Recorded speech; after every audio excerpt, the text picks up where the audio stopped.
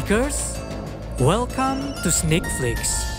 Dengan bangga kami mempersembahkan kepada kalian ulasan series terbaru dari kami berjudul Shooter. Warning, konten ini mengandung banyak spoiler. Bagi kalian yang ingin menonton series ini secara penuh, kalian bisa langsung menonton series ini dengan cara berlangganan di Netflix. Shooter bercerita tentang seorang marinir yang telah menyatakan dirinya pensiun dan mulai kembali membangun kehidupan yang baru bersama keluarga kecilnya jauh dari hingar-bingar kota. Lalu pada suatu hari, teman lamanya yang merupakan seorang kapten semasa ia bertugas mendatangi rumahnya untuk meminta bantuan kepadanya. Ia meminta bantuan agar mencegah pembunuhan terhadap Presiden Amerika Serikat. Namun ketika dirinya hendak membantu, tanpa dirinya sadari ternyata ia telah dijebak oleh teman lamanya yang menyebabkan kehidupan sang mantan marinir berbalik hingga 90 derajat.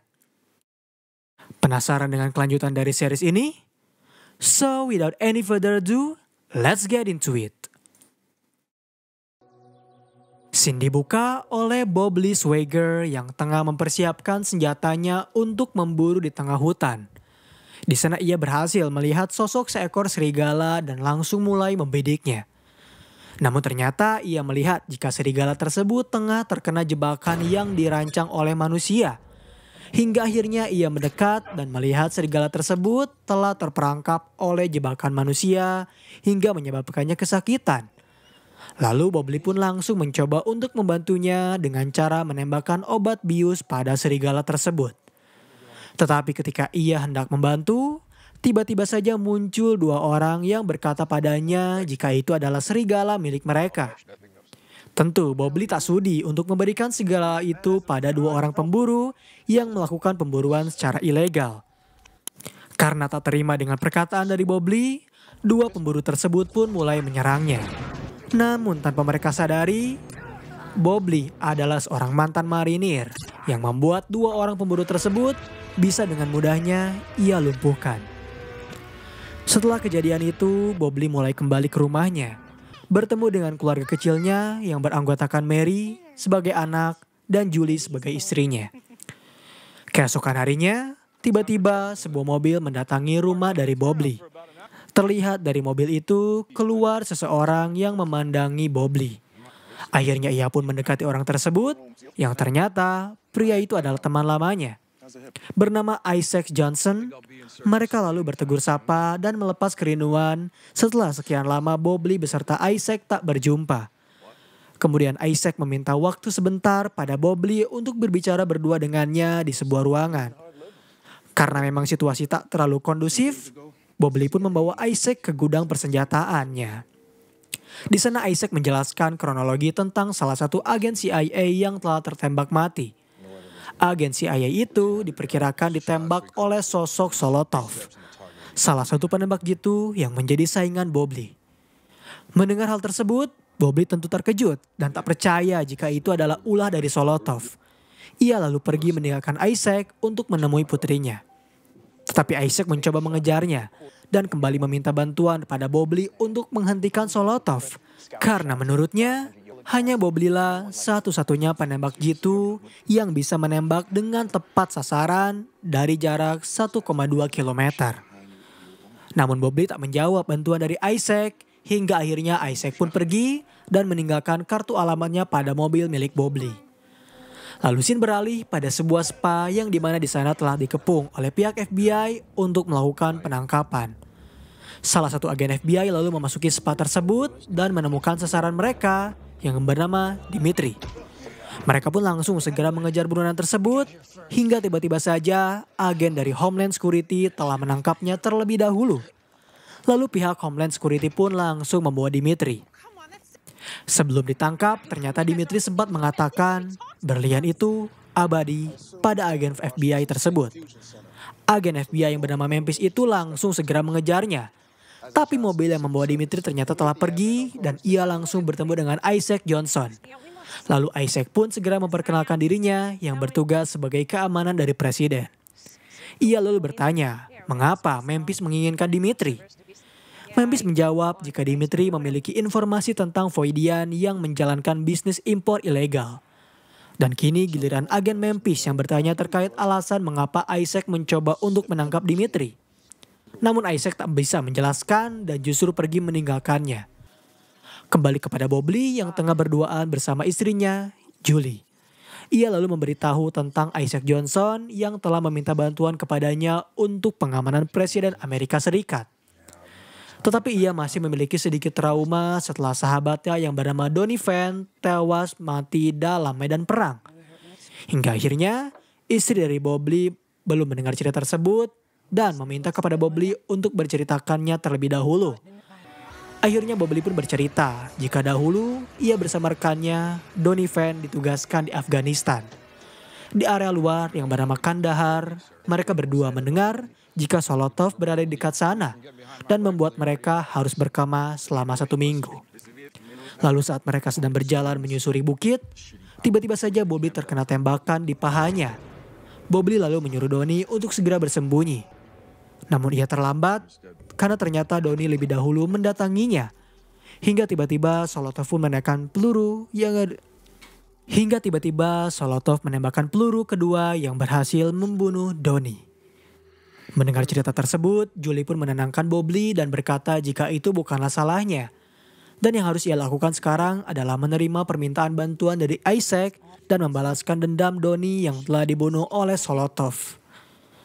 Kemudian keesokan harinya, Bobley bertemu dengan Isaac dan Jack Payne, salah satu orang yang ahli dalam informasi Solotov. Mereka pun langsung berbincang dan menduga tentang posisi yang akan Solotov gunakan untuk mengincar Presiden Amerika. Bobley memberitahu jika Solotov adalah orang yang sabar dalam menunggu momentum, dan itu akan membuatnya sangat sempurna. Kemudian Jack Payne pun memberikan Bobley beberapa foto Solotov yang ia dapatkan dari drone timnya sewaktu terbang di Sudan. Informasi pun cukup dan Bobley mengatakan jika ia akan berlatih selama beberapa hari sebelum hari di mana pengamanan terhadap presiden berlangsung. Ia pun pamit, sementara Jack Payne dan Isaac Johnson pergi memasuki mobil. Di dalam mobil, Jack Payne pun sempat meremehkan Bobley sebagai penembak jitu nomor 1 di Amerika. Isaac mencoba memperingati Jack untuk tak bermain-main dengan mantan rekan setimnya. Lalu Sin bisa memperlihatkan Bobley tengah membeli perlengkapannya. Dan ia berlatih selama beberapa hari. Tentunya ia juga memperhitungkan posisi. Terlihat ia berpindah tempat beberapa kali untuk memperhitungkan posisi yang akan Solotov gunakan dalam menembak Presiden Amerika. Kemudian Sin beralih pada agen Memphis yang menemui Isaac di sebuah mobil. Ia memberikan berkas yang dirinya temukan di kamar sebuah panti pijat yang diduga pernah didatangi oleh Dimitri.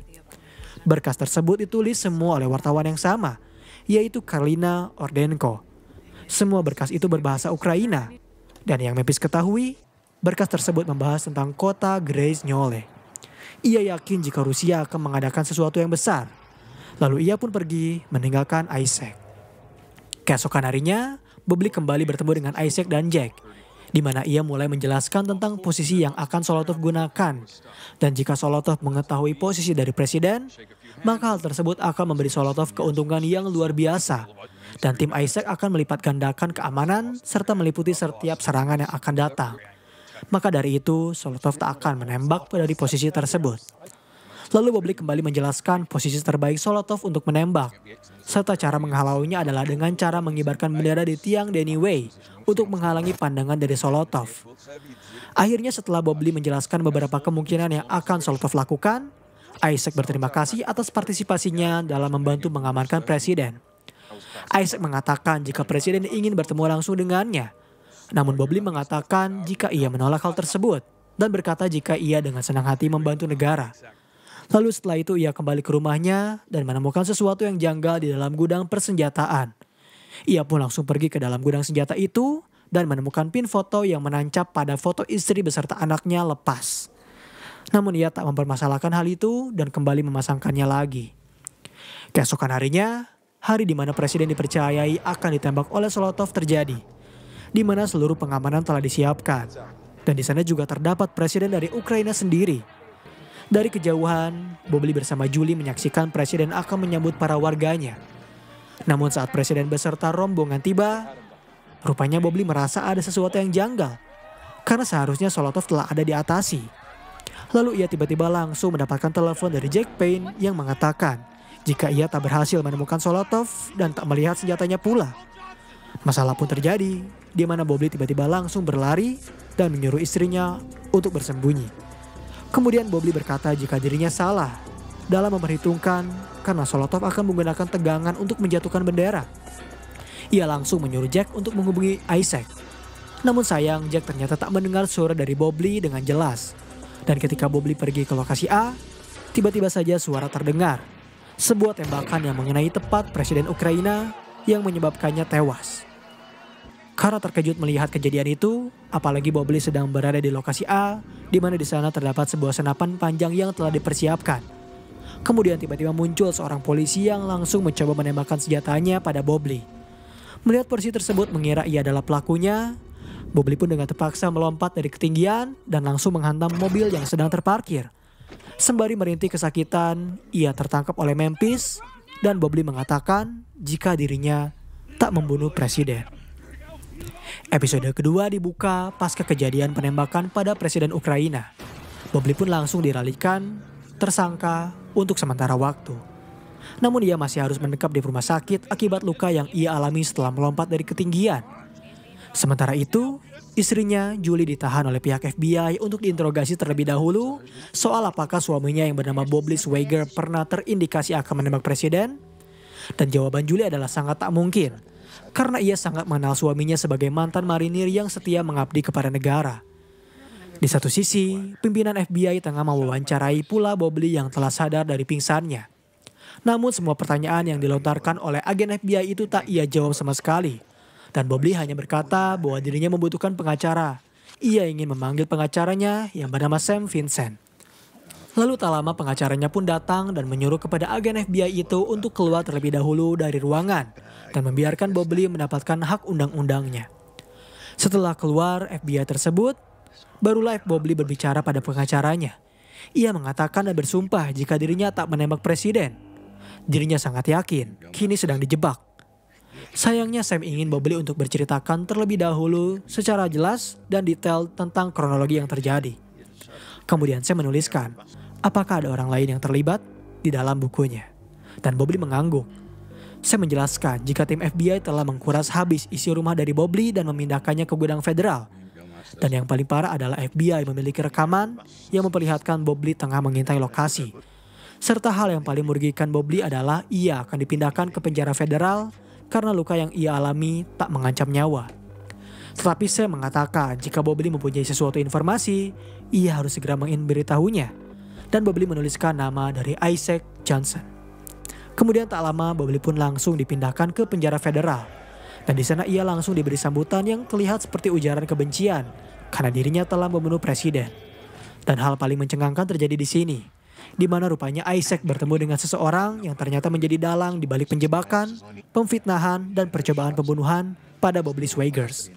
Di mana ternyata Isaac meminta bantuan pada Bobby untuk menjebaknya.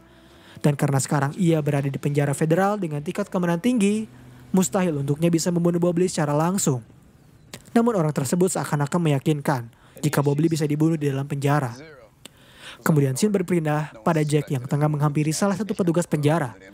Ia menyuruhnya untuk mengeluarkan Bobby dari perlindungan ke popularitas umum.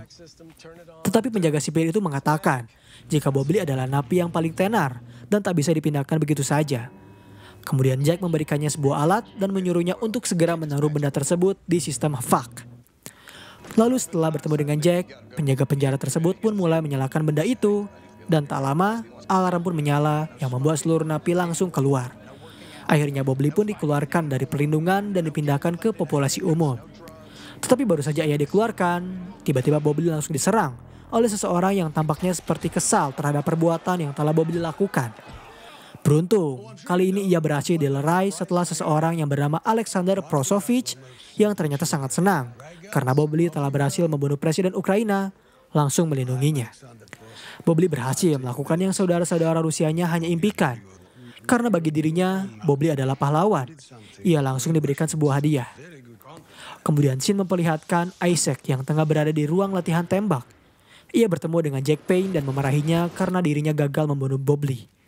Ia kemudian ingin Jack berhasil membunuh Bobley sekali lagi. Sementara itu, istri dari Bobley yaitu Julie telah selesai diinvestigasi oleh FBI dan dia langsung pergi ke rumah kakaknya. Di sana ia langsung dikerubungi oleh pihak media untuk segera diwawancarai. Namun pengacara Bobley berhasil menahannya. Sesampainya di rumah, Julie langsung meminta kepada Sam agar bisa membebaskan Bobley secepatnya. Sam berjanji jika ia akan mengarahkan seluruh kemampuannya untuk bisa membantu Bobley. Kembali ke penjara, di mana Bobley ternyata telah dipindahkan sel menjadi satu ruangan dengan Alex. Dan Alex pun langsung memberikannya hadiah.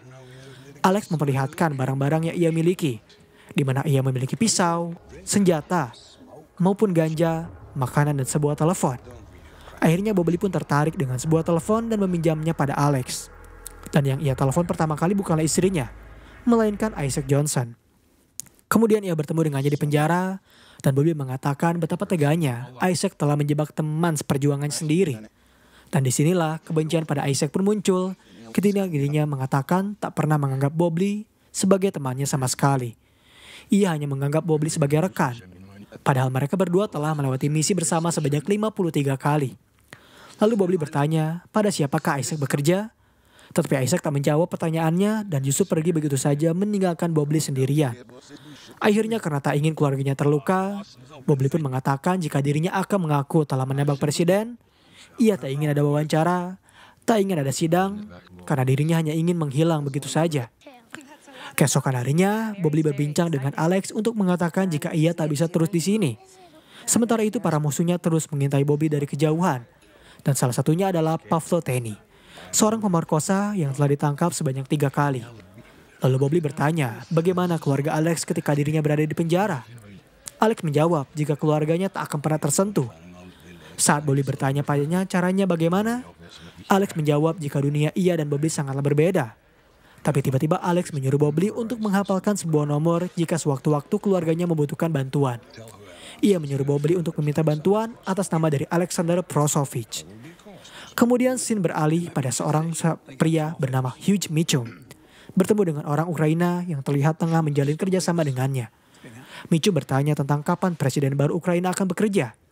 Namun orang-orang yang ia ketahui bernama Grigory itu mengatakan setelah Schweiger dikubur. Lalu setelah bertemu dengan Grigory, Mitchum pun mulai menelpon Isaac untuk bertanya kabar apakah Bobley telah tewas. Dan jawaban Isaac adalah belum. Tetapi Isaac mendapatkan kabar baik karena Bobley kini akan mengakui perbuatannya pada esok hari. Mitchum pun langsung mengapresiasi kinerja dari Isaac. Lalu ia mematikan teleponnya dan kembali menelpon Jack Payne untuk mengurus Bobley agar ia mati sekarang juga. Akhirnya Jack pun langsung menelpon anak buahnya yang sedang berada di penjara untuk membunuh Bobley. Sementara itu, tiba-tiba saja kamar milik Alex dan Bobley langsung digeledah oleh petugas penjara. Dan mereka menemukan barang-barang pribadi yang telah Alex selundupkan dengan sengaja. Beruntung Bobley berhasil terlebih dahulu menyembunyikan telepon milik Alex. Kemudian mereka pun dikeluarkan terlebih dahulu dan Alex dipindahkan dari kamarnya. Lalu saat tengah malam, salah satu anak buah dari Jack tiba-tiba mengubah area CCTV milik kamar Bobley dan meminta izin pada rekannya untuk berpatroli. Temannya yang sedang asyik memainkan konsol game pun mempersilahkan hal tersebut. Hingga akhirnya anak buah Jack pergi ke kamar Pavlo dan menyuruhnya untuk menyelesaikan Bobley. Sementara itu, Bobley sepertinya telah mengetahui hal yang akan ia hadapi. Maka dari itu ia tengah menyiapkan beberapa buah bola dan dimasukkan ke dalam kaos kaki miliknya. Kemudian tak lama, anak buah Jack langsung membukakan pintu Bobley dan mengatakan jika Pavlo akan menjadi teman sekamarnya sekarang. Karena sudah mengetahui firasat jika Pavlo tak menyukai dirinya, ia pun langsung menyerangnya terlebih dahulu dan berhasil membuat Pavlo terluka. Namun naas, hal itu menjadikannya semakin murka dan ia langsung menyerang balik Bobley yang ukurannya badannya sangat jauh dari Pavlo. Tetapi beruntung ternyata Bobley berhasil membalikkan keadaan dan langsung membunuh Pavlo dalam sekejap. Tak lama kemudian anak buah Jack kembali ke kamar Bobley dan menemukan Pavlo tengah mati. Melihat kedatangannya, Bobley langsung menarik anak buah dari Jack ke dalam dan kembali menghajarnya. Pertengkaran sempat terjadi beberapa menit sebelum Bobley pun akhirnya berhasil menghabisi mereka semua. Kemudian ia langsung menukarkan pakaian dirinya dengan pakaian polisi dan berhasil keluar menggunakan jempol milik anak buah dari Jack yang telah sengaja ia patahkan. Lalu ia pun berhasil keluar dari penjara setelah dirinya bersembunyi di atap mobil sampah yang hendak keluar dari penjara. Keesokan harinya, ia langsung pergi menggunakan sebuah mobil ke rumah milik Ibu Doni. Sambil tertatih-tatih, ia meminta bantuan kepada Ibu Doni agar mau membantunya. Ibu Doni pun langsung mengetahui jika itu adalah teman dari anaknya dan ia langsung membantu Bob Lee serta memperban tangannya yang patah akibat bertarung dengan anak buah dari Jack. Setelah kejadian itu, Isaac mengetahui jika Bob Lee telah berhasil keluar dari penjara dan ia sangat marah pada Mitchum karena menggagalkan rencananya. Karena ia telah berhasil membujuk Bob Lee untuk mau mengakui perbuatannya. Dan setelah itu, ia bisa dibunuh di luar penjara. Namun semua itu gagal ketika Mitchum justru menyuruh salah satu anak buah dari Jack untuk membunuhnya di dalam penjara. Dan hasilnya kini, ia gagal. Mereka justru bertiga terancam akibat sang singa kini telah keluar dari kandangnya dan mulai siap membuka kodak orang yang telah menjebaknya. Sementara itu, Julie tengah masih mencoba untuk didekati oleh agen Memphis agar mau memberitahunya terkait keberadaan lokasi dari Bob Lee. Julie menjawab jika ia mengetahui keberadaan suaminya, maka ia akan segera mencarinya. Tetapi karena pihak FBI selalu berada di dekatnya, itu justru mengganggu dirinya. Saat ia sedang berbincang, tiba-tiba saja salah satu anak pihak FBI berhasil menemukan sebuah bon kartu kredit di mana Bob Lee selalu mengirim bunga setiap tahun tanggal 10 Juni.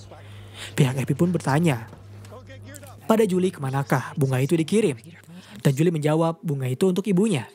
Kemudian ia langsung menyuruh semua anggota FBI agar segera mencari tahu alamat di kartu kredit tersebut. Namun saat pihak FBI akan menginvestigasi alamat itu, mereka ternyata dihadang oleh Isaac yang mengatakan jika Bob Lee adalah orang terlatih. Apabila ia melihat helikopter, mobil FBI, maka ia akan menghilang. Ia lalu mengatakannya jika timnya telah berada di lapangan untuk mengintai Bob Lee dari jauh. Kembali ke rumah Ibu Doni, di mana Ibu Doni telah memberikannya Bob Lee sejumlah uang untuknya bisa bertahan hidup. Karena kini ia sudah memiliki firasat jika tim FBI telah mengetahui lokasi dari Bob Lee. Awalnya ia tak ingin menerima uang tersebut. Namun Ibu Doni mengatakan jika itu adalah balas budi karena ia telah melindungi anaknya semasa Doni hidup. Pada akhirnya Bob Lee pun mengambil uang tersebut dan bersiap-siap untuk pergi. Ibu Doni menyuruh Bob Lee untuk pergi ke belakang rumahnya dan mengambil motor serta perlengkapan milik Doni dahulu. Sementara ibunya akan mencoba mengalihkan perhatian dari tim FBI. Lalu Bob Lee pun mengambil motor serta perlengkapan senjata milik Doni dan saat ia membuka sebuah buku milik temannya, ia menemukan foto bersama antara ia, Doni, dan Isaac saat sedang bertugas. Di satu sisi, Isaac telah berada di depan rumah dan langsung bertanya keberadaan dari Bob Lee kepada ibu dari Doni. Ibu dari Doni hanya mengatakan jika ia sama sekali tak mengenal nama itu. Lalu scene berpindah dan beralih pada Julie yang tiba-tiba ditelepon oleh Bob Lee yang belum diketahui keberadaannya. Sementara tim FBI sudah siap untuk mengambil suara dan mencoba untuk melacak keberadaannya. Yang ternyata Bob Lee tanpa disadari berada di atas pohon sedang memantau ke arah rumah milik kakak dari Julie. Ia mengatakan jika dirinya akan melindungi Mary serta Julie. Karena Bob Lee mengetahui bahwa rumah yang ditempati oleh Julie telah dikuasai oleh tim FBI, ia pun menutup teleponnya dan langsung pergi dari sana. Dan scene terakhir di episode kali ini memperlihatkan sebelum Bob Lee menutup teleponnya, Julie bertanya, apa yang akan ia lakukan saat ini? Dan Bob Lee menjawab, ia akan melakukan keahliannya, yaitu berburu. Dan pembahasan mengenai seri Shooter season pertama, chapter pertama pun berakhir di sini. Bagaimana menurut kalian? Apakah series ini cukup menarik untuk diikuti? Berikan komentar positif kalian di kolom komentar. Beri kami ulasan mengapa series ini menarik bagi kalian dan jangan lupa nyalakan lonceng notifikasi, tekan tombol subscribe serta tombol like jika kalian menyukai pembahasan kami. Dan sampai berjumpa kembali di episode selanjutnya.